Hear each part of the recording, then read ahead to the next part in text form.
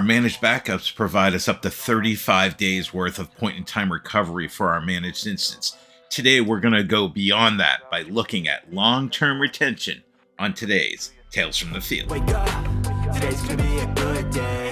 Wake up, today's gonna be a good day. Wake up, today's gonna be a good day. Wake up. Welcome, my friends, to Tales from the Field. If this is your first time finding us, give us a like and hit that subscribe. On Tales from the Field, we drop content on Mondays, Tuesdays, and Wednesdays. On Tuesdays, we have this thing we call the Roundtable, where we share blogs, links, posts put together by you, the Azure Data community, for the Azure Data community. And then on Mondays and Wednesdays, we have this thing we call MS Tech Bits. You're watching one of those now. Let's get over to it. Recently, I was having a great discussion with a customer around the need to go beyond the 35 days of point-in-time recovery provided to us through our managed backups and managed instance. They were going to roll their own copy-only backups using the SQL agent job because they didn't realize that we had long-term retention within managed instance. The team has provided an easy way to keep your data for up to 10 years on a separate Azure storage device. Why would we consider Azure SQL Managed Instance LTR, long-term retention? For regulatory compliance like this case, business continuity, historical data analysis, cost management, or even data recovery. But how does LTR work? Well, it takes our automated backups and based off of a retention policy, it's going to keep those backups weekly, monthly, or yearly. It's a background copy task, and it does not get in the way of our regular managed instance services. We can restore this through the portal or even Azure CLI. A couple of things to sum up here in this important note is we cannot control the timing of the backup creation. But what I find really cool is that if we delete our logical server, our managed instance, or our database, it does not impact our long-term retention backup, and we can always recover from it later. All right, over here in our managed instance under data management and backups, we're going to go ahead and select that on that blade. It's going to provide us with this retention policies tab up here. We're going to select retention policies. We don't have anything set up yet for long-term retention. How are we going to change that? We're going to go up to configure policies. When we select configure policies, we're now going to be interested in selecting long-term retention. We want to set that up.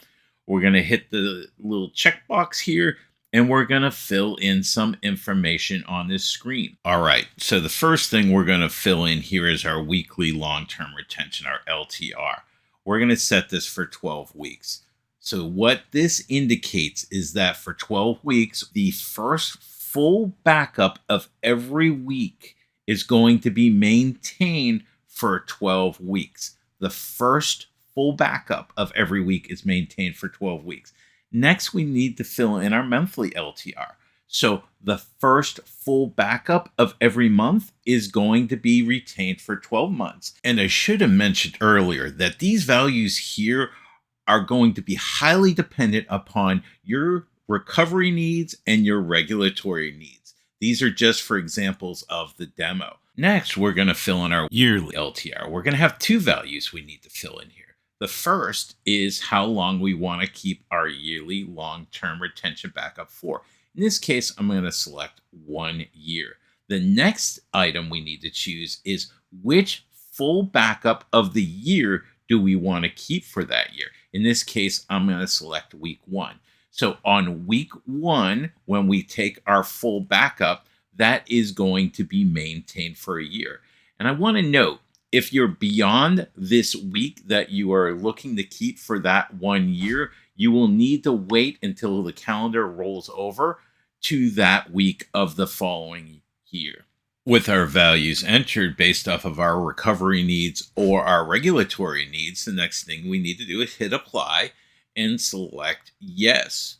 Once this is deployed, we're going to see on the screen that we have now defined our weekly, monthly, and yearly LTR as seen here in our retention policies.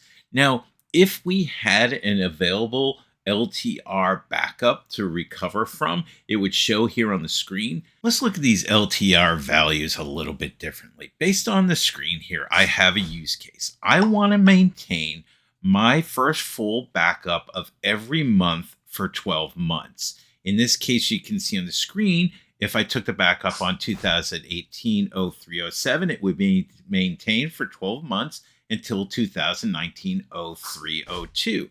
Our next use case is we want to maintain our first full backup of every week for 12 weeks. So if we took a weekly backup on 03-014 of 2018, it would expire on 2018-06-06. And the final piece of our use case is if we set a yearly backup. Our yearly backup use case is we want to maintain it for 10 years, and we want that backup taken on the 20th week of the year. So if we took that backup on 2018-05-016, our week 20 full backup would expire on 2028-05-13. All right, there we have it. You set up long-term retention for your managed instance to meet regulatory needs. You know where we like to keep this going. In the comments down below, let us know what you think about long-term retention. Let us know about other videos you might like to see. And as always, be good to each other. Today's gonna be a good day. Wake up. Today's gonna be a good day. Wake up.